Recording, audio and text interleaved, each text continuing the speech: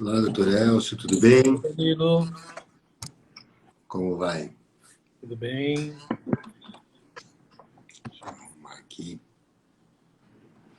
Me ouve bem aí? Ouvindo bem, perfeito. Guardar o pessoal entrar aí e a gente já dá início. Como é que você tá? Tudo bem? Tudo tranquilo? Tudo certo, graças a Deus. Muito laudo aí, muita perícia. Muito, viu? O dia inteiro trabalhando hoje. Bastante hoje. É,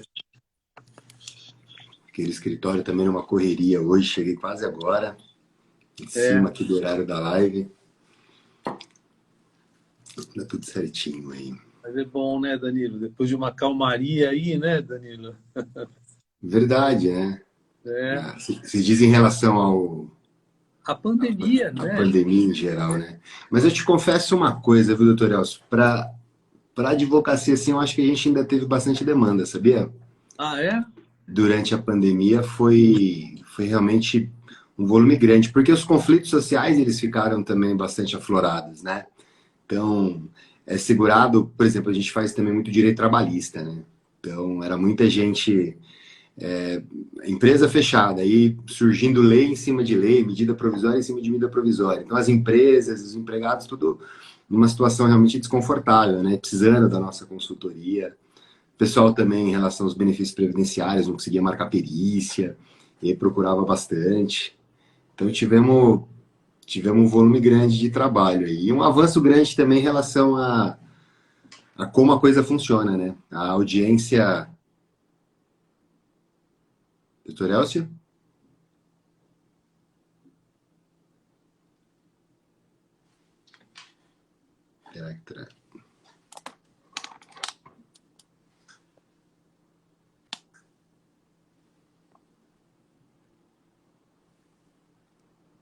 Já saiu.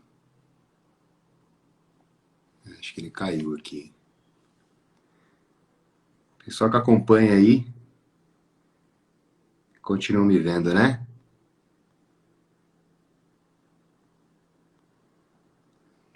O doutor Elcio teve um probleminha aí. Vou aguardar ele retornar. Vou chamar ele de novo aqui.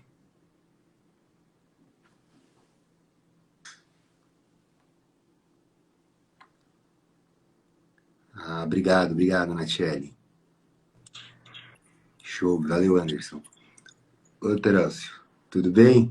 Voltamos aqui. Não me machuquei, não. Show. Então, eu dizia que estava tendo muito conflito social, né? E houve muito aí a necessidade da nossa consultoria, né? Da consultoria dos advogados em geral, né? Então, a sociedade consultou bastante empresas, empregados e também na parte de benefícios, né? Segurados do INSS consultavam bastante a gente, mesmo durante o período de pandemia. E aí tivemos um avanço, na verdade, na questão tecnológica também, né? Porque com essas audiências agora virtuais, né? E maioria ficou virtual, poxa, ficou muito bom, viu? Muito bom. Como economizou a vida, viu? É, né? Nossa, como economizou a vida, ficou uma maravilha. Ó, tem uma galera entrando aqui. Bom, vamos dar início então, doutor Elcio, ao nosso programa de hoje aí, nossa programação, né? Bom, primeiramente agradecer a todos que estão aqui conosco na live. Boa noite, Maria Cecília, boa noite, Cibele, Ateneia, Amorim, boa noite, pessoal. Bom, iniciar aí com o Dr. Elcio, tive uma primeira live aí com o Dr. Elcio há 2 semanas, tivemos aí em seguida uma live com o Dr. Jonas Aparecido Borracini, médico ortopedista, falamos bastante aí sobre perícia, e hoje tínhamos uma live com o Dr. Richard. O Dr. Richard teve uma questão pessoal aí, que ele não conseguiu comparecer, mas o Dr. Elcio aí foi um parceiro aí, conhece tudo da área, vai falar com a gente um pouco aí sobre perícia psiquiátrica. Ele conhece como ninguém aí sobre o assunto, com maestria, então vai ser bem interessante o papo aí. Bom, agradecer então mais uma vez o Dr. Elcio, pela participação aqui. E para quem não conhece o Dr. Elcio, ele é médico perito da Justiça Federal, médico perito já há bastante tempo, né, doutor Elcio? Acho que uns 40 anos, mais ou menos, aí, quase, é isso? É mais ou menos isso, 82, né? 82, 40 puxa, anos agora. 40 anos já trabalhando com perícia médica aí. Então, poxa, vai ser um privilégio aqui para gente absorver um pouquinho do conhecimento desse mestre aí. Bom, seja bem-vindo, doutor Elcio. Bom, vamos dar início então, né? Não da outra vez eu pedi para o doutor apresentar aí o currículo, né? A experiência. Quer ficar à vontade, doutor? Para se apresentar aí para o pessoal? Não, eu acho que o que a gente tenta trazer para as pessoas que estão vindo é um pouco da nossa experiência, né? A experiência, a gente tem uma longa caminhada na perícia médica, né? Passamos por várias fases da perícia médica, né? E isso fez com que a gente, com o tempo, fosse adquirindo uma expertise, né? A própria especialidade virou uma especialidade formal, né? Como dissemos da vez anterior, né? E ainda restaram algumas situações, como é a psiquiatria. A psiquiatria é uma situação ainda particular, né? Mesmo no âmbito da psiquiatria, há de se entender que não é qualquer psiquiatra que conseguirá fazer uma perícia médica, né? Esse é um ramo de atuação dentro da área de psiquiatria, que é a psiquiatria forense, né? A psiquiatria, do ponto de vista médico-jurídico, né? Ela tem uma abrangência muito grande, né?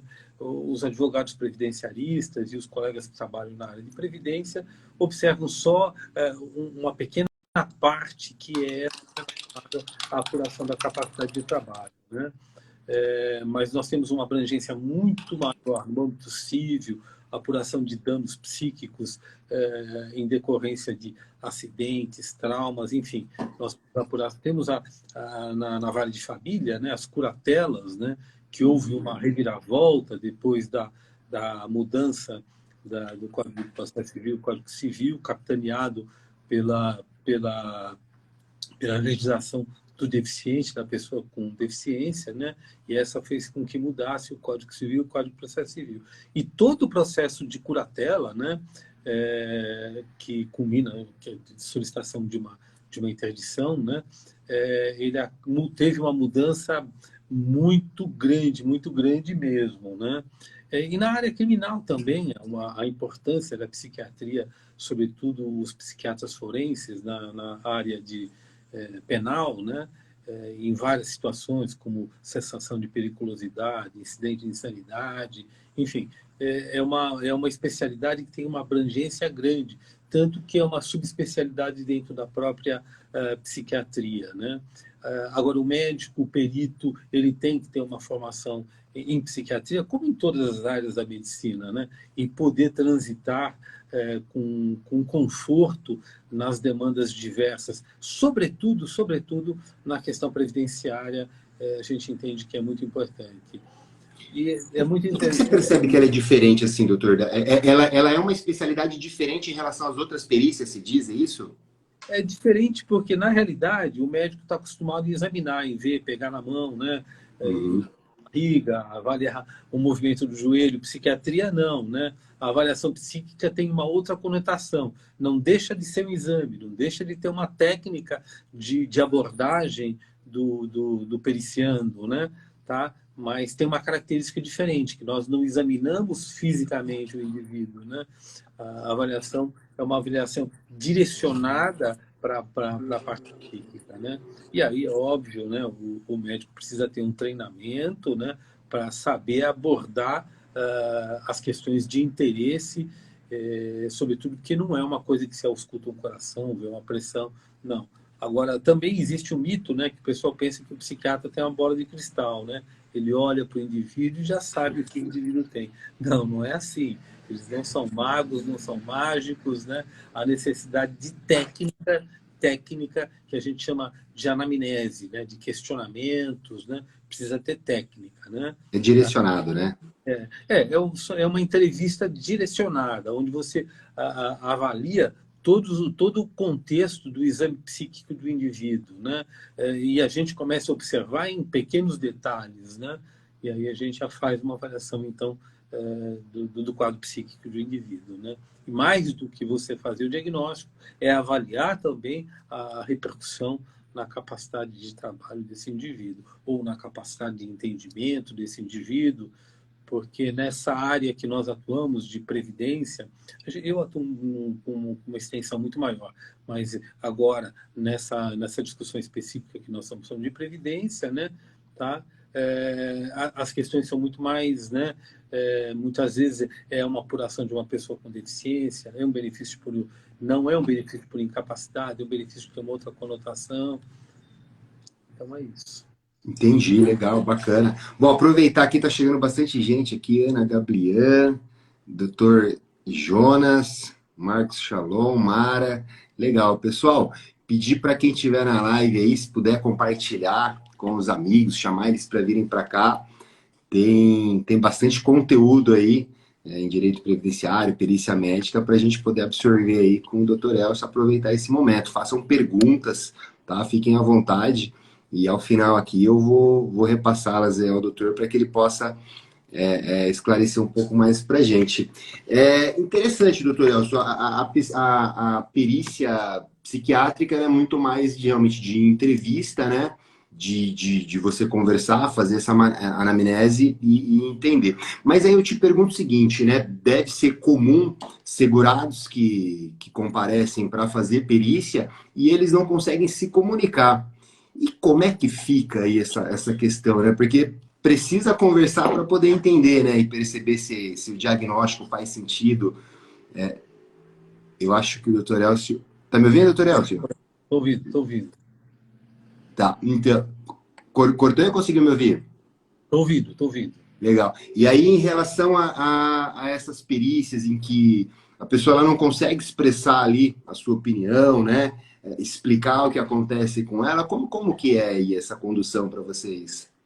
Veja bem, você tem duas condições, né? Você tem aquela condição que o problema psiquiátrico tem uma repercussão importante a ponto de o indivíduo...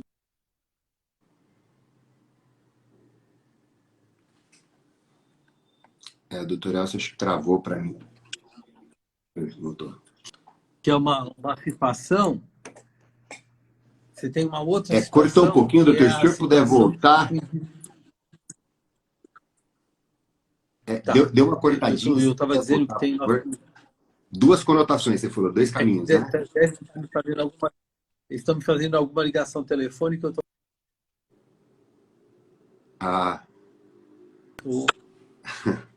Então acho que estão ligando lá pro Dr. Elcio. Estão tentando te tirar daqui, doutor. Não vai não, vai ficar com a gente. Exatamente, Mas como eu te dizia, Danilo, nós temos duas situações distintas, que é aquele indivíduo que não quer colaborar, né? Parte um negativismo voluntário, quer dizer, ele não quer tentar colaborar com você, tá? E você tem aquele indivíduo que tem um comprometimento psíquico, né?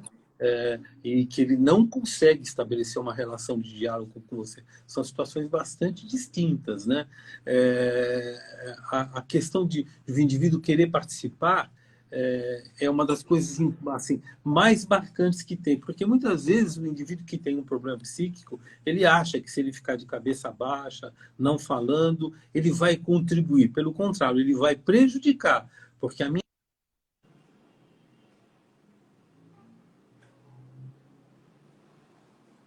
Eu acho que...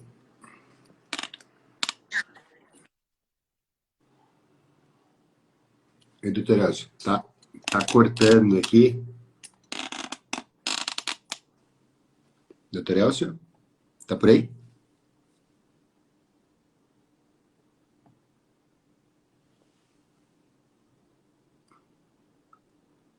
Doutor Elcio?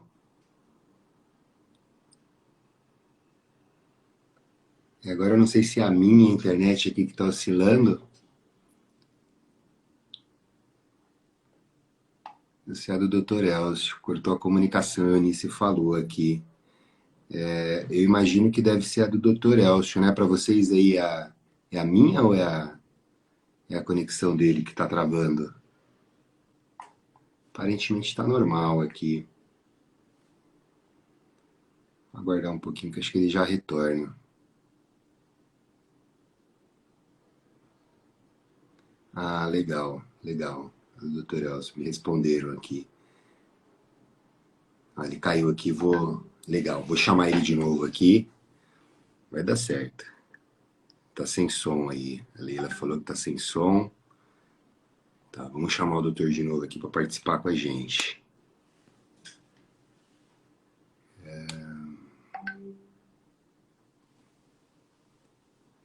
Bom, aproveitando aí, Instituto Pericial.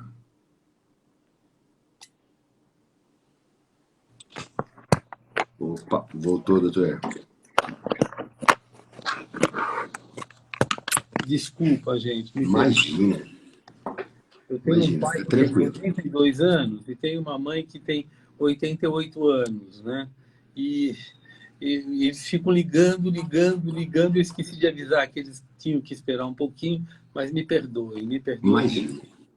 Mas, Danilo, eu dizia o seguinte, que este problema do relacionamento, da importância do indivíduo se comunicar, porque muitas vezes o indivíduo pensa que ele, abaixando a cabeça, não respondendo, ou seja, tendo um negativismo, mas passivo, voluntário, né? Ele não quer colaborar, isso piora para ele, porque eu não consigo extrair as informações que eu preciso do ponto de vista de entrevista e de relacionamento, né?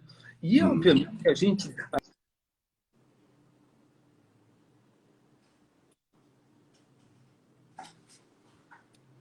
Acho que travou para mim aqui. Vou esperar o doutor Elcio retornar aqui, pessoal. Mas interessante, o doutor Elcio está dizendo, então, para quem... Em psiquiatria, na área de psiquiatria, a simulação, por exemplo, que simulação é diferente de somatização, né? A somatização é aquela situação onde o indivíduo aumenta, né? Ele tem uma dor, mas ele aumenta a intensidade da dor. E simulação é quando ele... Só um minutinho, doutor Elcio. Não tem. Eunice está dizendo aqui que o doutor ficou mudo, mas acho que já voltou, né, Eunice? Está dizendo que o doutor ficou mudo. Eu consigo, acho que ouvir aqui o doutor Elcio. Está escutando? Tá, acho que aqui travou também.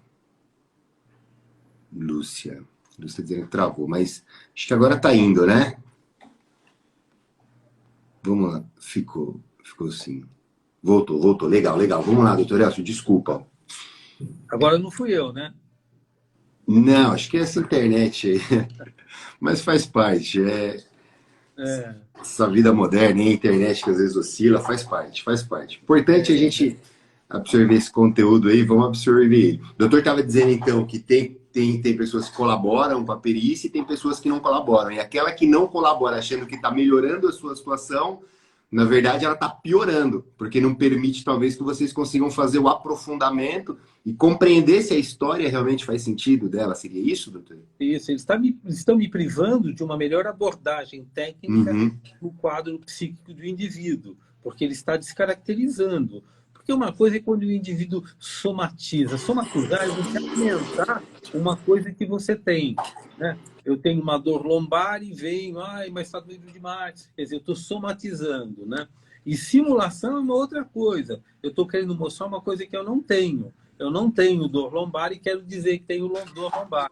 Tá certo? A somatização é uma situação muito comum que a gente encontra em perícia médica.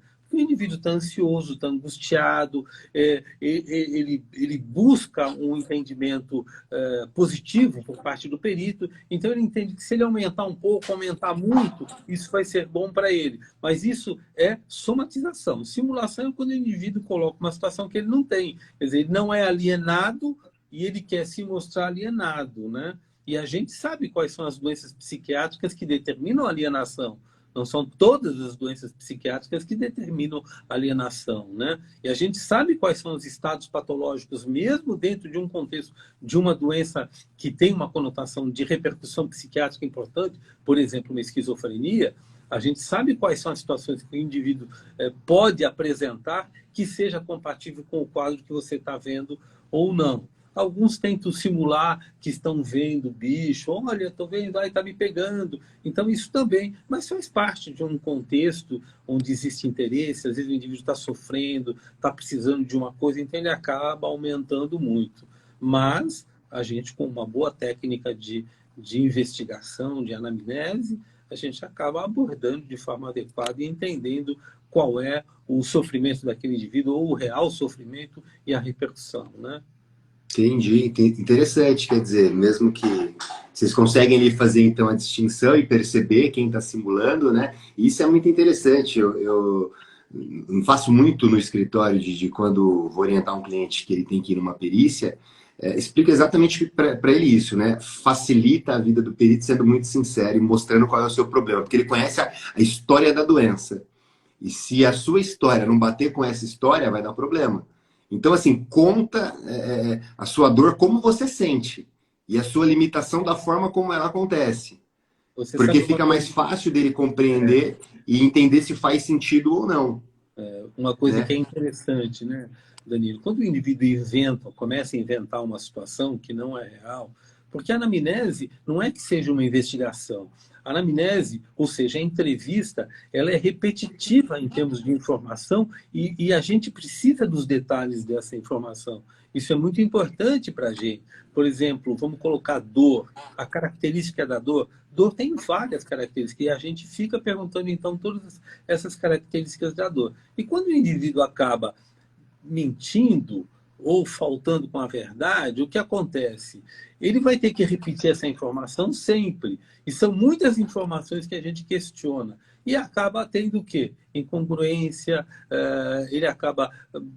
A investigação, quando você vai para uma investigação policial, por que os interrogatórios demoram tanto, 4 horas, 6 horas, para discutir um fato, né? Mas ficam fazendo perguntas durante 4... Por quê? Porque o indivíduo, com o desgaste, ele tendo que voltar e falar sempre a mesma coisa, tá? Ele vai se cansando, cansando mentalmente, cansando, e vão mostrando todas as contradições, né? Todas as contradições vão mostrando nesses interrogatórios longos. E mais ou menos o que a gente faz não é um interrogatório tão longo, ninguém está dizendo que as pessoas vêm falando mentira para a gente, não. Mas esse questionamento que a gente faz de repetição de informação, de detalhes de informação, eles acabam, então, muitas vezes mostrando a imprecisão da informação.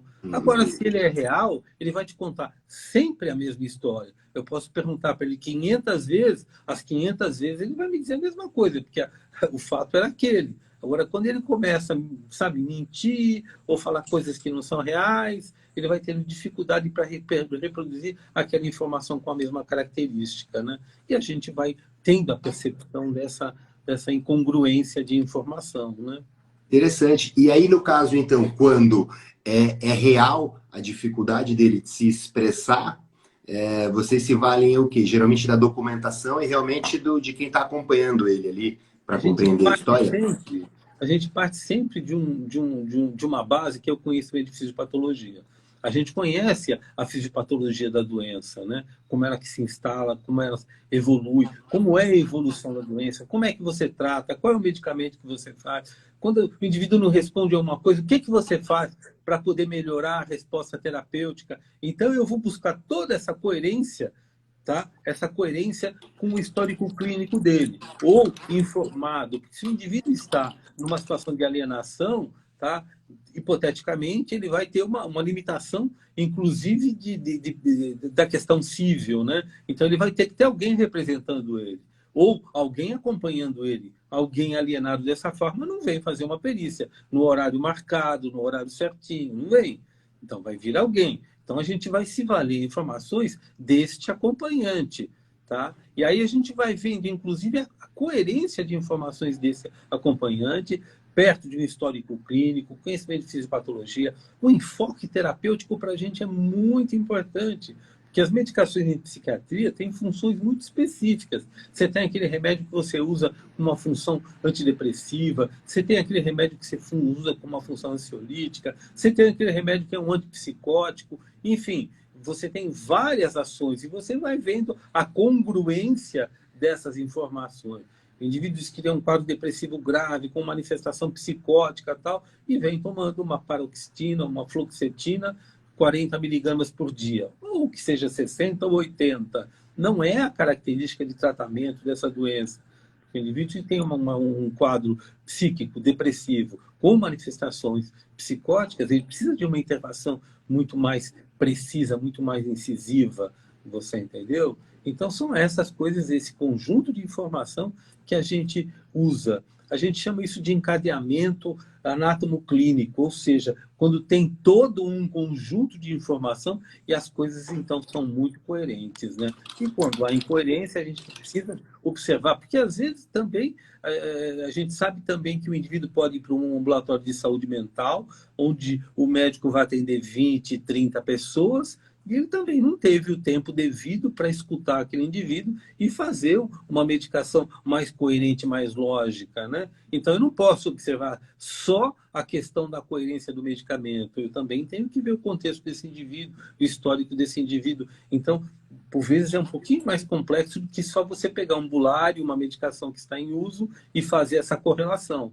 Tá? Então, o perito tem que ter uma visão ampla, abrangente e precisa ter um sólido conhecimento médico, né? Isso ele precisa ter também, né? Legal, legal. Ó, temos uma pergunta aqui, doutor. Queria, para não perder o time, colocar ela aqui. Natal César, doutor, perícia tem prazo de validade? No meu caso, eu fiz uma perícia no passado e devido à pandemia não houve audiência. Essa perícia ainda é válida? Na verdade, ô Natal, a perícia ela é um ato processual, né? E ela se presta a esclarecer para o perito a controvérsia do processo. O INSS, estou entendendo no seu caso, o INSS negou benefício e você entrou com um processo discordando dessa decisão. Dr. Elcio, por exemplo, ele é um desses peritos que vai te examinar e vai falar para o juiz a conclusão dele em relação a essa controvérsia, né? Então, a perícia dele tem validade para o processo, né? E, óbvio, é feito dentro de um processo judicial, ao final é proferida ali a decisão do Estado através do juiz, concedendo ou não benefício para você. Então, a perícia ela tem validade, mas ela tem validade para o seu processo especificamente, né? Essa é a finalidade dela, tá bom? Tinha uma outra pergunta aqui, doutor Elcio. Essa eu acho que caberia até para você. Pedir para depois o pessoal me auxiliar, me repassar ela aqui, que eu te mando aí. Doutor Elcio, queria ver com você também a seguinte questão. Tá muito comum agora, principalmente por conta da reforma, né? A aposentadoria por tempo de serviço, por tempo de contribuição, ficou realmente um pouquinho mais complicado. Os valores também desse benefício diminuíram bastante por conta das novas regras. E os advogados começam a ver a aposentadoria da pessoa com deficiência como realmente algo muito interessante. E aí começa qualquer gripe lá, já, sabe, rinite é deficiência, sabe, é condição de deficiência, enfim. E aí há essa discussão, às vezes você pensa, pô, a incapacidade pode ser trabalhado como um critério de deficiência para vocês aí no campo técnico. Como é que vocês enxergam aí essa diferença? A gente entende lá os termos da lei, né? Incapacidade, com finalidade do trabalho, a impossibilidade de trabalhar de fato, né? Mas a deficiência seria um impedimento de longo prazo, né? E como é que vocês verificam aí essa questão, né? A deficiência é um conceito num contexto maior que não só previdenciário, tá? Então, você tem um conceito legal de pessoa com deficiência, né? Tá? Então, você tem o conceito legal de pessoa com deficiência. Então, o indivíduo que tem impedimentos de longo prazo, né? Longo prazo, a gente considera um impedimento de mais de 2 anos, né? Onde, então, ele tem uma limitação, tem barreiras. Barreiras são obstáculos físicos também, e não só obstáculos físicos, obstáculos também sociais. Então, a percepção daquele indivíduo na sociedade, hipoteticamente falando, todo tatuado, todo tal. Então, a sociedade acaba determinando alguma barreira para aquele indivíduo que é muito diferente. Então, barreira não é só o sentido de barreira física, geográfica, mas também questões de barreira social, de inclusão social, né? Tudo que obstruir, então, a plena participação desse indivíduo, tá?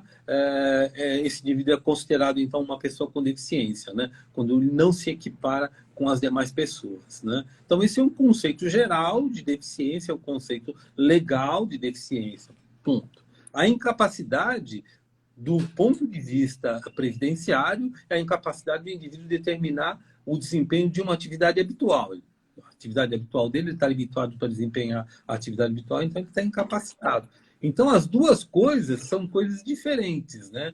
Tá? Eu posso ter deficiência e posso trabalhar plenamente com minha deficiência, sem uma perna, posso trabalhar. Não me limita a desempenhar o meu trabalho. Tá? Então, uma coisa é o conceito de incapacidade para o trabalho e outra coisa é a questão da deficiência. A legislação trouxe uma aposentadoria específica que é para a pessoa com deficiência. Tá? Então, a legislação entende-se que esse indivíduo trabalha e está trabalhando, porque se ele não estiver trabalhando e não tiver potencial para trabalhar, não é um benefício por incapacidade, que é outra coisa. Você tem o benefício de incapacidade e você tem esse outro benefício que é por uma redução de tempo de serviço ou de idade. Você diminui a idade ou diminui o tempo de serviço. Então, esse é o benefício da pessoa com deficiência. Agora, o que a gente tem visto é que muitas vezes esse indivíduo está incapaz pedindo um benefício de pessoa com deficiência. É muito interessante isso que a gente tem visto, né? Ou, muitas vezes, que esse indivíduo ele tem uma deficiência, mas essa deficiência não se enquadra no critério legal temporal, porque o indivíduo precisa estar com essa deficiência durante um período determinado que a lei determina, né? 15 anos, né? Mas, enfim, você tem um período determinado e, às vezes, o indivíduo teve o problema há 2 anos, 3 anos, e ele ingressa com esse pedido de benefício. E, obviamente, aí acaba tendo problema, porque não tem o período com deficiência que a lei... E você tem um outro benefício com deficiência, que é o amparo à pessoa com deficiência, tá? Que é a legislação orgânica da assistência social, vulgarmente o pessoal chama LOAS, LOA é a legislação, né? O amparo à pessoa com deficiência. Então, esse é um outro benefício que, esse sim, o indivíduo precisa ter as duas coisas, né? Ele precisa estar incapaz e precisa ter a deficiência, né? Tá? A maior parte desses benefícios, quando litigam, sobretudo na justiça, são por negativas sociais, né?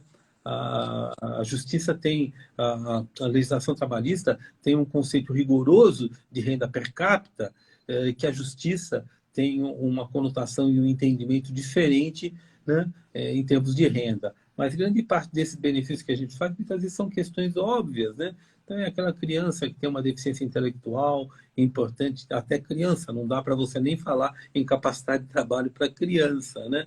Tá?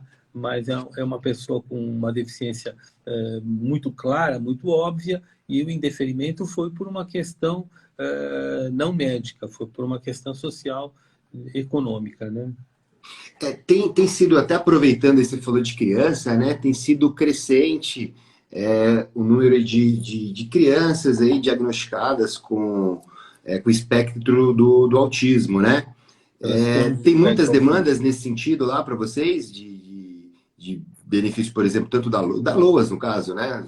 Os benefícios assistenciais aí para crianças, e essa avaliação ela já é claramente compreendida como pessoa com deficiência, ou há uma avaliação mais aprofundada nesses casos, doutor Ellis? Não, é bem tranquilo para a gente o transtorno do espectro autista, né? Infelizmente são poucos aqueles que têm um alto funcionamento, né? Que eles têm normalmente eles cursam com uma deficiência intelectual também, né? Mas, assim, do ponto de vista de previdência, a gente não tem nem grandes dificuldades para esta análise, né? É muito mais interessante, só fazendo um paralelo, um devaneio, na área civil, né? Na área civil, a demanda é muito grande de transtorno espectro autista para terapias específicas, terapia da doença mesmo específica. Uma outra demanda muito interessante é a questão educacional, porque ele precisa ter um modelo de educação que tem até um nome, uma característica deste modelo de educação, para ele poder melhorar a performance social dele, né? Então, a gente vê muito mais na área civil demandas muito interessantes, muito justas, né, na questão do transtorno de espectro autista. Na Previdência tem uma demanda muito interessante, mas assim, para a gente não tem grandes dificuldades. Como não é difícil você avaliar infelizmente, porque são muito claras, muito óbvias, as crianças com deficiência, crianças não, os deficientes intelectuais, né? Eu digo criança porque a gente só caracteriza como deficiente intelectual depois que você acabar o ciclo de desenvolvimento, né? Porque até o ciclo de desenvolvimento, até os 18 anos, a gente chama de atraso do desenvolvimento. Você vai caracterizar como deficiência intelectual depois dos 18 anos, porque até então, ainda que você perspective que aquilo, ou não, essa criança realmente não vai conseguir um modelo de um padrão normal, né? Mas é atraso do desenvolvimento. A gente só chama de deficiência depois que você passou o período de maturação do sistema nervoso, né? Entendi. Mas para fins de benefício é mais tranquilo aí pelo que você falou e a avaliação é muito mais tranquila, né? Legal. Tem uma outra pergunta aqui também, doutor Elcio, e aí até vou relacionar com uma que eu vou te fazer. O Amorim, ele pergunta o seguinte, né? Boa noite. Pessoa que sofreu AVC e ficou com paralisia do membro superior, pode ser considerado pessoa com deficiência? E aí eu vou aproveitar o gancho aqui também para emendar o seguinte, doutor Elcio. Há aqueles casos em que a pessoa, por exemplo, sofreu um acidente, né? E aí ela recebe o benefício de auxílio acidente, porque ficou com algum tipo de sequela. E é muito comum essas pessoas buscarem, então, o reconhecimento dessa condição de pessoa com deficiência, né? Respondendo aí a pergunta do Amorim, essa paralisia, então, no membro superior, simplesmente isso, não seria possível dizer aqui que é possível considerar Não, a pessoa com porque deficiência? o contexto de deficiência, a deficiência tem um contexto amplo, é um contexto no âmbito de vida geral. Não é só trabalho, tem a ver também com os outros aspectos de vida social, né? É o conceito que a gente diz de participação, né? Então, é a participação plena e efetiva na sociedade. Se isso determinar alguma limitação significativa, ele vai ser enquadrado num contexto de pessoa com deficiência.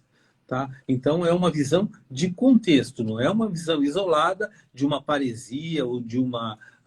não é. É um contexto amplo, né? Maior. Né? É um contexto amplo maior. É isso aí. Então, Amorim, acho que respondido aí, né? Não é simplesmente a avaliação dessa paralisia do braço, né? Mas é isso em relação a todo o seu contexto, o contexto social, como isso de fato impacta na sua vida, as dificuldades que você enfrenta por conta disso, que vai ser observado aí pela perícia também, né? No momento da avaliação. Por isso que é bem diferente aí, de fato, do critério da incapacidade, que realmente é a impossibilidade de trabalhar, né? E a questão, doutor Elcio, dessas deficiências intelectuais aí, acho que você já falou um pouco até sobre isso, mas a questão das deficiências intelectuais, sobretudo para concessão tanto dos benefícios assistenciais, né, quanto também da questão aí das interdições. Como é que vocês avaliam essa condição no dia a dia e como que é feito esse exame na prática, né? Como que a coisa acontece ali? Acho que é uma curiosidade de todos nós, porque a perícia psiquiátrica, é como você falou no início, né? Eu me lembro conversando com o Dr. Richard uma vez, acho que foi uma vez que nós fomos almoçar lá e ele até comentou, né? Falou, pô, o pessoal fica meio assim, né? Vai conversar com o psiquiatra, acho que ele já está lendo você no total, né? Mas é como você disse aí, tem a questão da anamnese e das perguntas direcionadas, né? Como que é esse exame específico nessas deficiências intelectuais? Todo exame psiquiátrico é uma entrevista direcionada. Primeira coisa, a gente normalmente, você deixa o indivíduo falar à vontade, desde que não exista uma prolixidade, um pensamento arborizado, aquele indivíduo que fala, e você acaba perdendo o objetivo da conversa. Então, a gente vai fazendo discursos mais orientados. Mas todos os nossos questionamentos, eles visam entender como é que está a parte de cognição desse indivíduo, do entendimento dele, tá? De como é que ele faz frente às exigências sociais. Então, todos os questionamentos acabam tendo este direcionamento. e o comportamento dele, como é que ele responde às questões, como é que ele, se existe se ele ressoa com você, ou seja, se te parece verdade o que ele te responde, né? Como é que estão os afetos dele. Então, tem uma série de aspectos que a gente vai fazendo questionamentos e vai tendo informação. Então, orientação. Puxa, você veio de quê? Veio de carro? Ah, demorou para chegar até aqui? Então, o que a gente está querendo saber é a questão de orientação dele no espaço. Ah, você mora longe daqui? Mora. Como é que você veio? Ah, peguei. Que hora você saiu de casa? Então, você vai tendo uma percepção, por exemplo, de um parâmetro do exame psíquico, que é a questão de orientação no tempo e no espaço. Então, cada questionamento ele avoca uma análise específica do exame psiquiátrico. Você entendeu? Então, é como se fosse uma conversa onde eu vou, então, fazendo e vou experimentando as reações desse indivíduo. Tá certo? Eu vou experimentando, então, essas reações, né? Tá? Se ele tem entendimento, por exemplo, da doença que ele tem. Isso é uma coisa muito importante para a gente também, para saber se ele tem crítica da doença, né?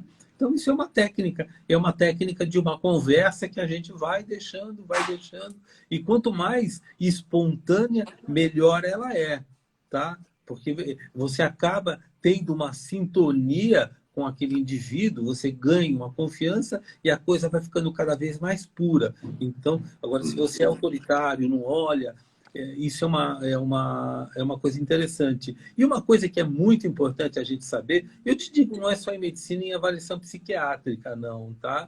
Que a gente chama de escuta ativa. Você sabe o que é escuta ativa, Danilo? Acho que sei. Escutativa é aquela escuta com atenção, com interesse. Porque imagine se você está falando comigo, por exemplo, eu fui fazer uma entrevista no seu escritório e você está falando comigo, mexendo no seu WhatsApp, atendendo o telefone, não olha para mim, olha para baixo, olha para cá. Qual é a percepção que você tem? Você fica numa situação muito ruim. A escutativa é você saber ouvir, tá? Você gerar empatia. Puxa, é difícil mesmo. Você entende? Então, essa escuta é que é uma escuta, que é a escuta inteligente, a escuta de qualidade, não é verdade? Que dá essa reciprocidade, né? Então, o médico precisa saber escutar, né? Tá certo? Esse é o direcionamento de vocês. É por aí que se baseia a perícia, né? Exatamente, exatamente. E, por exemplo, aquele perito que fica de cabeça baixa, e aí, não sei o que, ele perde muito de informação, até porque ele não consegue estabelecer uma relação muito interessante com o periciando, e ele acaba perdendo informações, né? E o visual no psiquiátrico, essa questão visual, ela também deve ser fundamental, né? Sim, sim. Você pega um transtorno de espectro autista, por exemplo, ele não fica olhando para os seus olhos, né? Essa é uma criança ou uma pessoa que não fica olhando, né? Eles têm... O olhar deles muitas vezes é vago, muda, né? Tá? Então, realmente são essas... É isso que a gente busca no exame psiquiátrico, né? Tá? Legal. Agora, você sabe que as nossas maiores dificuldades não são nesses casos, são naqueles casos borderline, né? Naqueles casos limítrofes, né? Então, aquele indivíduo que diz que teve um acidente vascular cerebral, por exemplo, e a parte motora dele voltou toda e ele te disse que ele está esquecido. Veja que como é ingrato você avaliar a memória do indivíduo que está no litígio, né? Não é verdade? Ele muitas vezes quer te mostrar uma imprecisão, porque se ele fala que tem memória e responde tudo direitinho, o médico fala, não tem problema de memória, né? Esse é o entendimento dele. Então, muitas vezes ele acaba, não lembro. E isso prejudica muito a nossa avaliação, né? Tá? Essa falta de uma resposta certa. E a gente tem testes e avaliações que a gente consegue, então, solicitar ou pedir que avaliem isso muito precisamente, né? Muito precisamente. E até é muito triste porque, do ponto de vista assistencial, são exames extremamente importantes, extremamente importantes. Você pega um idoso que começa a ter alteração de memória, você fala, ah, não, isso é da idade, né? E às vezes não é da idade. Isso já é um indício, por exemplo, de uma demência. E se for um indivíduo de alto nível intelectual, é mais difícil você ter essa percepção deste comprometimento da memória que já está evoluindo para um quadro demencial. Então, nós temos exames que a gente pede que são muito fiéis para avaliar esse tipo de situação. E às vezes a gente se depara isso no litígio, tendo que fazer um diagnóstico que não sou eu que tenho que fazer diagnóstico. Esse diagnóstico tem que vir do médico que já faz o acompanhamento do indivíduo, né? Tá certo? Ó, estão vindo algumas perguntas aqui, doutor Elcio. Eu vou te repassar aqui a pergunta da... Na verdade, você até respondeu Poti. Boa noite, doutor. Quem colocou prótese parcial de joelho é considerada deficiente?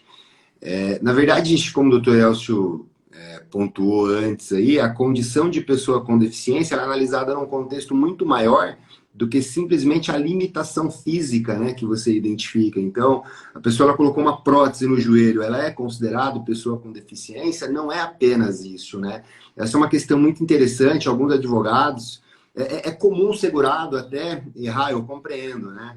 O segurado errar nesse ponto. O advogado que é especialista, ele realmente ele precisa ter bastante atenção, porque não é apenas você observar uma limitação física e acreditar que isso vai ser considerado uma situação de deficiência. E no curso, para quem não sabe, nós Advocacia Schettini, com o Instituto Periciar, fizemos um curso muito interessante, muito legal mesmo, online. Já está tendo bastante adesão, a gente tem um grupo no WhatsApp, quem tiver interesse, entra lá depois na bio do Instituto Periciar, e lá vocês conseguem ter o acesso para esse grupo. Tem gente lá já até bem legal, doutor. Você viu um DDD lá 84, acho que é região norte, nordeste ali, tinha DDD 90 e alguma coisa. Então, assim, DDD 53, que já é sul, né? 40 e pouco. Então, tem bastante gente aí entrando em contato. Ainda acho que estão abertas as inscrições ainda, me parece que faltam poucas vagas, mas ainda estão abertas. Então, fiquem à vontade, entrem lá. No grupo dá para vocês saberem um pouquinho mais, e eu acho que é isso. O advogado ele tem que compreender, e no curso a gente fala sobre isso, de que não é você apenas pegar um processo e assumir um processo, porque a pessoa, ela, por exemplo, nesse exemplo, Poti, de que colocou uma prótese parcial no joelho. A avaliação ela é muito mais profunda, né? E um especialista, um advogado especialista, ele consegue identificar isso, né? Se ele tiver, por exemplo, como a Advocacia Schettini tem hoje, a assessoria aí do Instituto Periciar, que nos auxilia nessa avaliação pré-processual, eu acho, aliás, fundamental. O advogado que não faz isso comete um erro grave. Você fazer uma avaliação pré-processual e preparar o processo de maneira muito estratégica do ponto de vista médico, tá? Não apenas do ponto de vista jurídico, mas do ponto de vista médico. Deixar um pré-processual muito bem preparado, seu processo tem muito mais chance de resultado, de ser bem avaliado, de ter os quesitos respondidos, né? E nesse curso a gente fala bastante sobre isso. Então, em relação a essa pergunta, Poti, tem que ser avaliado esse contexto, tá? Porque isso ele tem que realmente dificultar a sua participação plena e efetiva na sociedade. Então, a avaliação um pouquinho mais ampla aí, tá bom? Tem uma outra pergunta aqui, ó. Movimentos involuntários é considerado como invalidez? Cibele está me perguntando aqui. Movimentos involuntários é considerado como invalidez? Me parece também que seria É muito comum, né, doutor Elcio? Se o pessoal perguntar dessa forma. O que são as cinesias, né? Senso lato, senso amplo, né? Tá? Muitas vezes reflete, né? Você põe muitas vezes você tem um tremor essencial, mas você tem coreia, você tem uma série de outras doenças que dão movimentos involuntários e também tem a ver com, do ponto de vista médico, da repercussão médica clínica, tá? Da repercussão desse movimento. Você pega uma criança que tem uma tetose, por exemplo, a incoordenação é muito importante. Então vai depender muito do padrão de movimento involuntário, do que está ocasionando, se tem alguma coisa a ver com alguma doença ou não. é sempre num contexto médico específico, da repercussão médica, e depois impactado num conceito maior, que é o conceito amplo social. Então, são duas coisas. Uma é a avaliação médica da gravidade da repercussão, e é muito importante, porque o que a gente tem visto assim, às vezes o fato de o indivíduo ter uma doença é muito relativo. Eu posso ter uma insuficiência cardíaca, mas com um grau de disfunção leve, como eu posso ter uma disfunção muito grave. Posso ter uma insuficiência renal também discreta, ou eu posso estar precisando de diálise. Então, toda doença, a gente precisa parametrizar a repercussão dessa doença. Depois que eu conheço a repercussão dessa doença, é que eu vou fazer, então, uma avaliação de conjunto, em termos das exigências do trabalho, enfim, em termos das restrições sociais, para poder contextualizar esse indivíduo que tem não só uma doença, mas eu preciso saber, sindromicamente, qual a repercussão dessa doença. A repercussão é a grande questão, né? É o fator fundamental, acho que é a palavrinha-chave aí. Doutor Elcio, queria te perguntar também em relação a essas doenças aí do século XXI, né? A gente vivemos um momento aí passamos por uma pandemia aí, vivemos ela, né? Essa pandemia, muita gente ficou trancada, isolada em casa. O próprio século XXI, a exigência de rapidez das coisas, tem gerado algumas doenças como ansiedade, né? Como depressão, tem também a questão aí da síndrome de burnout, o esgotamento no trabalho. Qual a visão de vocês aí dessas doenças muito mais relacionadas aí a esse momento que nós vivemos? E não sei se realmente faz sentido isso ou não para vocês, né? Se essas doenças realmente têm relação com esse momento social que nós vivemos. E como que é isso para vocês aí na questão da perícia? Tem muita demanda nesse sentido aí? Ainda nós acabamos, nem bem acabamos de viver, nós passamos, isso é um grande experimento científico que a gente viveu, né? Tá?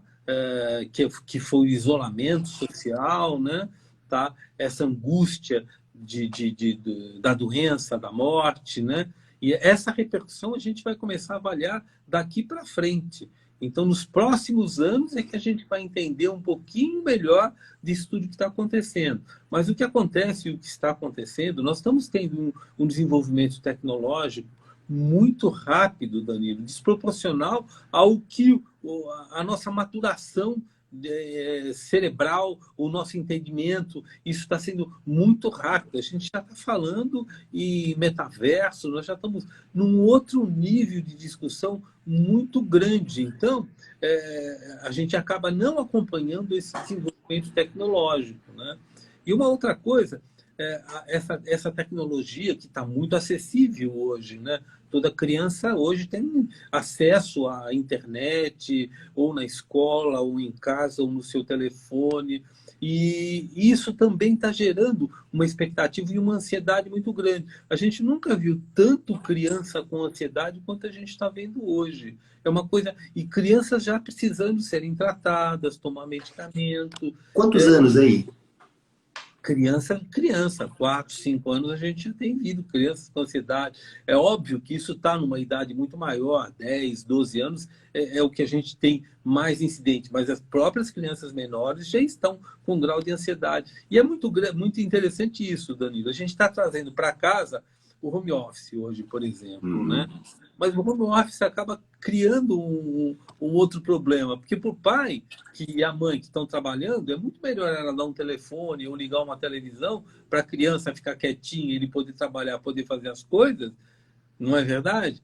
Porque ele não pode interagir com ela, e ele não pode levar a criança para nenhum lugar porque estava isolado. Então, veja que coisa complicada. Então, eu acho que a gente vai ter que se familiarizar com essa tecnologia, com essa forma de viver. Tá? Um dos grandes fatores estressores hoje é o telefone celular, tá certo? Esses ruídos típicos de cada canal, né? Que você vê, e isso gera uma própria ansiedade. Eu, por exemplo, eu nasci, não é que não tinha computador, você tinha IBM, tinha Borros, mas era aqueles computadores corporativos gigantescos, né? Não era um acesso à pessoa, né? Tá? Então, eu, quando nasci, não tinha nada disso, né? E no curso de desenvolvimento é que foram apresentadas essas tecnologias para a gente, e hoje eu já me vejo, digamos, conectado, mas me causando uma ansiedade muito grande. O WhatsApp, por exemplo, é uma ferramenta espetacular, mas que causa uma ansiedade extrema, né? Hoje, se você não responde prontamente um questionamento, aí já vem interrogações, já vem exclamações, já vem questionamentos como se você fosse obrigado a responder aquilo na hora, né? Então, eu acho que a gente vai passar por um período onde a gente tem que discutir mais isso, que a gente tem que conviver, tirar o que há de melhor nisso, né? Você vai no restaurante, você vê as pessoas no telefone celular. Na própria casa da gente, a gente tenta pedir para não fazer isso, mas está fazendo uma refeição, estão mandando mensagem, estão olhando alguma coisa. Não é interessante, né? Não é interessante. Então, acho que a gente vai ter que aprender a conviver um pouquinho melhor com essa nova tecnologia que a gente está tendo e que é extraordinária, né? Ajuda muito, mas temos que realmente ficar alerta aí, né? O alerta é de um profissional aí da área da saúde. Tem uma pergunta aqui. Você não tem a percepção que o tempo está indo muito rápido? Sim. Então, isso é hiperestimulação. Nós estamos sendo hiperestimulados, né? E essa hiperestimulação acaba você tendo uma percepção que o tempo passa rápido. Não é que o tempo passa rápido. Você vê pessoas que acham que entrou no Instagram agora, já estão há 3, 4 horas no Instagram mexendo. O brasileiro fica, em média, 4 horas em rede social. Por 4 dia. horas. 4 Por horas dia. por dia. Se dormir 8, trabalhar 8, sobra pouquinho aí para outras atividades, né?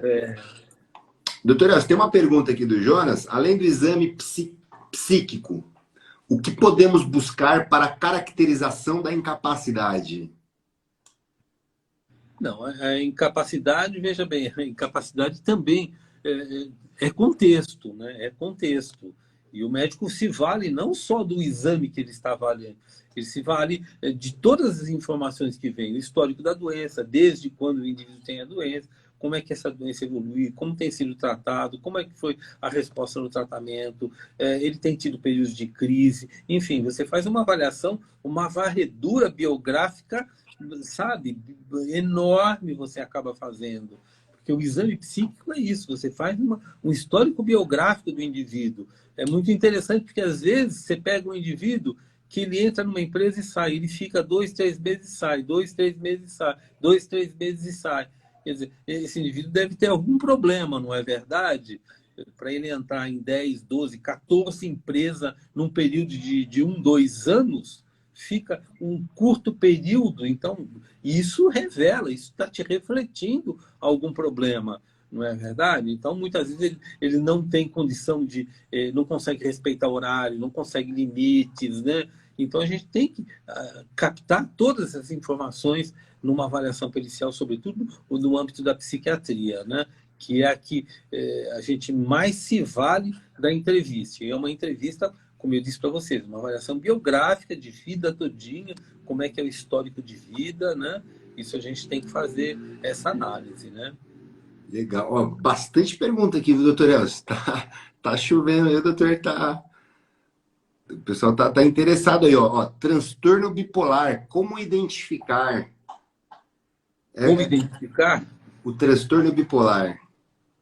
A bipolaridade é exatamente como o próprio nome diz, né? Tá, o indivíduo tem uma mudança de humor, né? Ele oscila de uma situação de tristeza para uma situação de excitação. A gente tem vários tipos de apresentação dos transtornos afetivos bipolar. Então, é um problema de afeto, onde o indivíduo tem oscilações do humor bastante importante. Ele cicla muito a questão de humor, e muitas vezes com manifestação psicopatológica, né? Tá? Ele tem muito essa questão de impulso, sai nas fases de mania, por exemplo, tem essa característica, né, a ocorrência de mania, muitas vezes sai gastando nessas fases de mania. Então, é uma característica de doença que tem uma oscilação, né? Pontos de alternância aí, né? De picos Sim, aí, né? exatamente. É. Legal. Ó, tem uma outra pergunta aqui, em relação aos pacientes acamados, como é realizado a perícia, né? Não acontece no juizado aí, vocês, o doutor já fez alguma perícia, por exemplo, no Na INSS? realidade, eu apenas nesse tempo todo que eu estive na justiça, 2 vezes só eu fui visitar um indivíduo, Foi fazer uma fazer? visita de domicílio. 2 vezes só. Faz muito tempo, não? Ah, faz acho que uns 6 anos ou 8 anos que eu fui, me pediram e eu fui fazer uma avaliação. Inclusive, era um caso de home care, né, que precisava de uma informação mais próxima, que não tinha informações dos autos. O outro era um benefício de incapacidade de um indivíduo que era dependente de oxigênio. Pediram para mim ir, eu acabei indo. Mas esses casos a gente normalmente tem feito indireta. Agora, veja bem, pensa comigo, Danilo. Se for benefício por incapacidade, se o indivíduo estiver acamado, obviamente vai ser difícil ele trabalhar ou ter potencial para ele trabalhar. Então, muitas vezes, o indeferimento de um pedido como esse não tem a ver com a condição de estar acamado, e sim com fixações de data, né? Tá? Uhum. Que se discute sim a fixação de uma data de início, por exemplo, de incapacidade, né? Que é o maior contingente desses indivíduos que a gente faz essas perícias indiretas. E óbvio que o seja, se a discussão é discussão de início de incapacidade, é uma avaliação retrospectiva de uma condição anterior. E veja qual a importância, então, de você ter um processo bem instruído, com Uhum. informações precisas, para o perito poder fazer uma análise mais detalhada e mais precisa para poder fixar essa data de início de incapacidade. E ainda um gancho de incapacidade, né? Veja como também exige uma técnica mais esmerada, quando eu falo data de início de incapacidade, em doenças de curso crônico, como são as doenças psiquiátricas, né? Não é verdade? Porque você tem que ver quando é que o indivíduo perdeu o potencial numa doença de curso crônico, num diabetes, numa hipertensão, que evolui com complicações. Então, isso tem toda uma técnica que nós utilizamos para poder caracterizar, então, nessa doença de curso crônico, quando é que a gente estabelece data de início de incapacidade. Que é difícil de um atropelamento, que é pontual, de uma cirurgia, que é pontual, de um acidente vascular cerebral, que é pontual, de um infarto, que é pontual, não é? Até de um surto psicótico, que é pontual, não é verdade? Mas em Uhum. doença de curso crônico, que tem aquelas oscilações com quebra de estabilidade, e o indivíduo instabiliza, a gente tem que ter toda uma técnica de abordagem e de investigação e de informação para a gente poder fixar uma data de início de incapacidade. Interessante, interessante. Ah, ó, tem uma pergunta, Mara pergunta, malformação congênita na coluna é considerado deficiência? Então, você tem malformações vertebrais que não levam nenhuma repercussão, ou você tem síndromes neurológicas que tem indivíduo paraplégico, né? As meningomielocele, por exemplo, né? Então, é a mesma coisa. Avaliar a doença, a repercussão da doença neste indivíduo, então ver como é que está a força motora, se ele anda, controle de asfixia, sensibilidade, enfim. Avalie o controle, a repercussão da doença neste indivíduo e da doença no contexto social, porque muitas vezes ele pode ser até paraplégico, mas já foi treinado, ele pode trabalhar em casa, ele pode trabalhar em algum outro lugar. Então, isso depende muito do contexto. Não dá para a gente, de forma isolada, sobretudo com rótulos genéricos de doença, a gente fazer um parecer técnico se determina incapacidade ou não.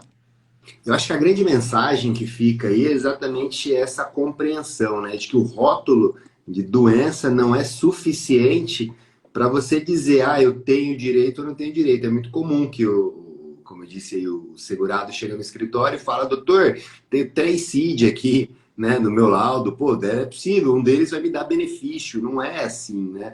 Tem uma pergunta aqui da Gabi Lima.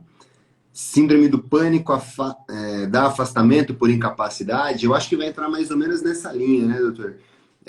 Precisa entender realmente o estado da doença e a repercussão dela na execução da atividade, né?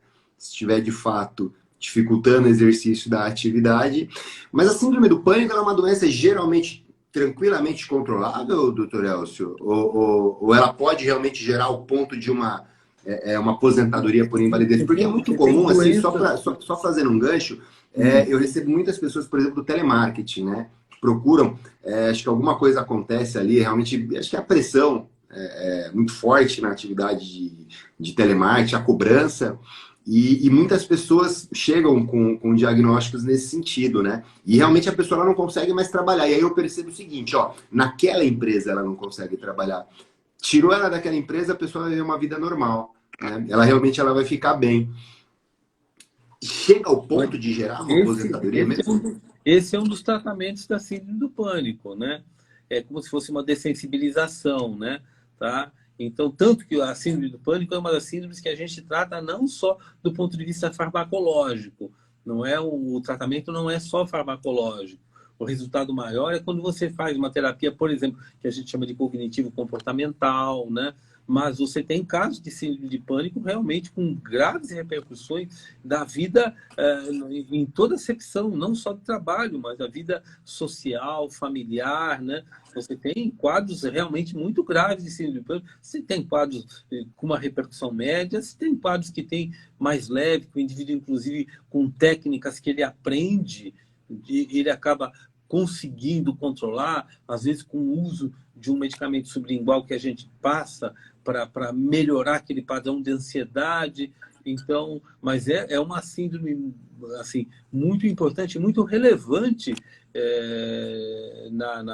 em termos de psiquiatria, e porque gera um mal-estar no indivíduo muito grande. Aquela sensação de morte, sensação de angústia, começa a suar, começa a tremer, começa a passar mal, sabe? Eles dizem até a sensação de morte iminente, né? Essa é a percepção de quem vive isso. Então, você imagina o sofrimento dessa pessoa. E você imagina se esse sofrimento for muito repetitivo, né? Uma coisa muito incidente, né? Aí acaba gerando uma repercussão muito importante, né?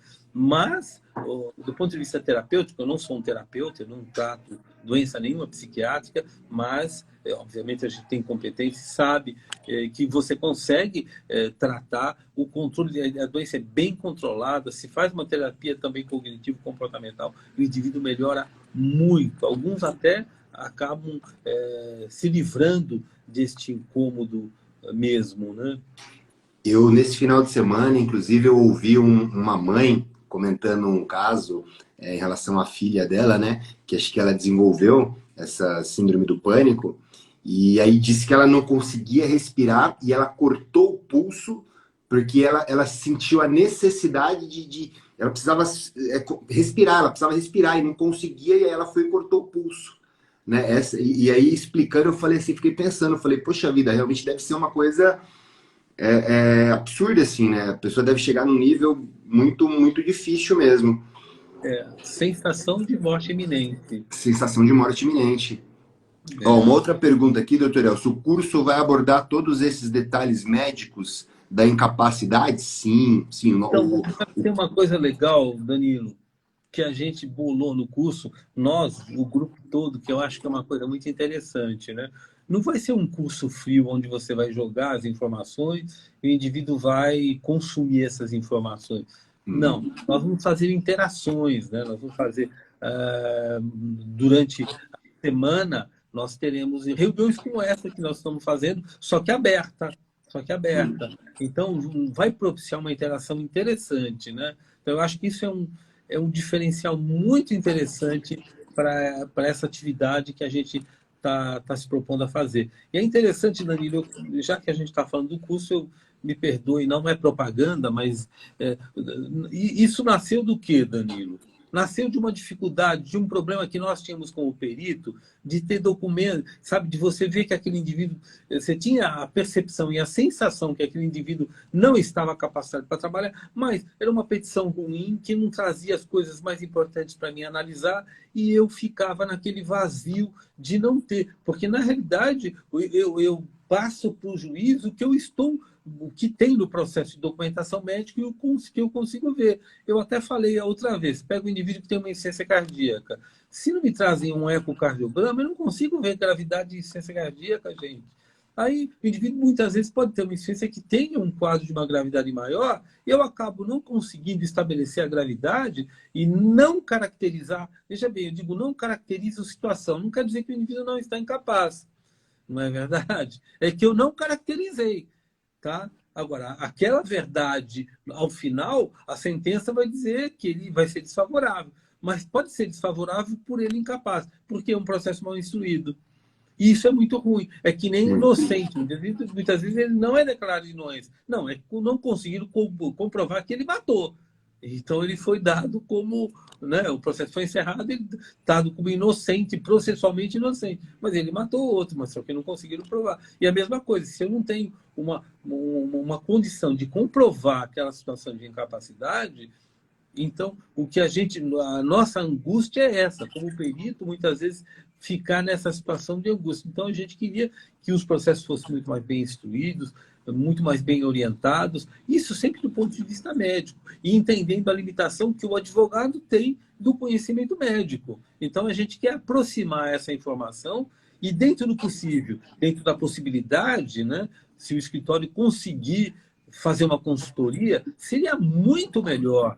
Isso tem que ser um projeto do escritório, né? Olha, eu quero crescer e quero ter um grupo que faça consultoria, que nos ajude. Eu quero ter mais sucesso nos meus processos. E sucesso não quer dizer o falso sucesso. Sucesso, assim, você está devolvendo para aquele indivíduo uma coisa que de direito ele tem. Hoje eu tenho atuado muito na gestão aqui da Advocacia Schettini, e uma das coisas que a gente trabalha nos nossos relatórios mensais é exatamente os resultados, né? Nós trabalhamos os resultados e a gente faz esse comparativo hoje com o que os processos que vocês prestam assessoria para a gente. É perceptível assim o ganho que a gente tem de produtividade, o trabalho muito mais bem feito, aquilo que a gente já percebe que não é viável e vem fundamentado por vocês, fica realmente a gente não gasta energia naquele processo que a gente não tem elementos, né? Então você vai ter um gasto de energia, vai desgastar o cliente, enfim, e vai ter um resultado negativo e a responsabilidade vai ser sua, advogado. E o que o Dr. Elcio falou é interessante. Nesse curso, nós abrimos um espaço exatamente para fomentar essa discussão aqui. Então, para falar de casos reais, de situações reais, né? E aproveitar aí o Dr. Elcio, o Dr. Jonas, o Dr. Richard, que vão poder falar com todos os advogados aí que participarem do curso, né? Para prestar esclarecimentos. O curso é incrível, ele é muito prático, né, doutor Elcio? Ele é extremamente prático. A gente fala de coisas do dia a dia mesmo, né? São médicos peritos da Justiça Federal, eu sou advogado atuante. Então, assim, a gente fala de coisas do dia a dia mesmo. E tem tanto o conteúdo do curso quanto esse papo livre, né? Então, muito interessante mesmo. Quem tiver interesse, entra lá na bio do Instituto Periciar, participa do grupo e vocês vão ficar por dentro aí. É um curso realmente muito interessante, foi feito com muito carinho aí e só fera. Esses caras são bons de verdade, gente. Muito bom mesmo. Tá? Então aproveitem aí. Tem mais uma última perguntinha aqui, doutor Elcio, antes da gente encerrar. A Cibele pergunta se síndrome de Tourette hoje em dia é uma doença mais conhecida ou continua sendo desconhecida? Aí depende, né? Depende, assim, do âmbito médico geral, ainda não é uma habitualidade. Mas para a gente que trabalha dentro dessa área, para a gente não é uma coisa rara, não é. Pelo contrário, a gente tem uma incidência muito grande de avaliações que a gente faz. Mas para o grande público médico, né, ainda não é uma coisa habitual de ele acompanhar, tratar, né? Gente, não está tão avançado ainda, assim, em termos de... Maravilha, maravilha. Bom, pessoal, acho que já estou segurando o doutor Elcio aqui há pouquinho mais de uma hora. O doutor Elcio tem os compromissos dele. Agradeço imensamente mais uma vez aí, doutor, sua participação, como sempre, incrível, prestando esclarecimentos importantes para a gente aí. Me sinto, toda vez que converso com o doutor, eu me sinto sempre um pouquinho mais inteligente depois aí da conversa. Realmente eu aprendo bastante com vocês aí. Muito obrigado de verdade, tá? Pela presença aqui. O curso ele inicia, entrem no grupo lá, entrem no grupo, a gente vai passar todas as informações do curso. Estão perguntando aqui, doutor Elcio, quando é que o curso começa? Mas é agora no mês de junho, eu não tenho a data certinha, mas acredito que é mês de junho agora. Mas entrem no grupo para vocês terem informação, tá na bio do Instituto Periciar, tá bom? Doutor Elcio, muito obrigado mesmo pela participação, fica à vontade aí para fazer suas considerações finais. Agradeço imensamente aí sua participação, sua presença conosco aqui. Tá bom, eu agradeço, eu que agradeço, é sempre uma satisfação a gente poder conversar, discutir, sobretudo com você, Danilo, uma pessoa muito esclarecida, muito preocupada com o bem-estar dos seus clientes, né? De entregar um serviço de qualidade, né? Isso para a gente também é uma satisfação. Aliás, eu acho que a nossa identificação foi aí, né? Essa preocupação com excelência e qualidade, né? Tá certo? De procurar dar o melhor da gente, né? Em favor de quem nos procura, né? Eu acho que é muito interessante, né? E eu agradeço a atenção de todos, aos que fizeram pergunta, aos que conseguiram nos escutar até agora, né, Danilo? Legal. E se tiverem dúvidas, mandem aí depois mensagem pra gente aí, a gente bate um papo aí, conversa um pouco mais próximo. Pessoal, muito obrigado mesmo. Doutor Elcio, obrigado mesmo. Grande abraço para todos. Um abraço. Até uma próxima live. Tchau, tchau, um abraço.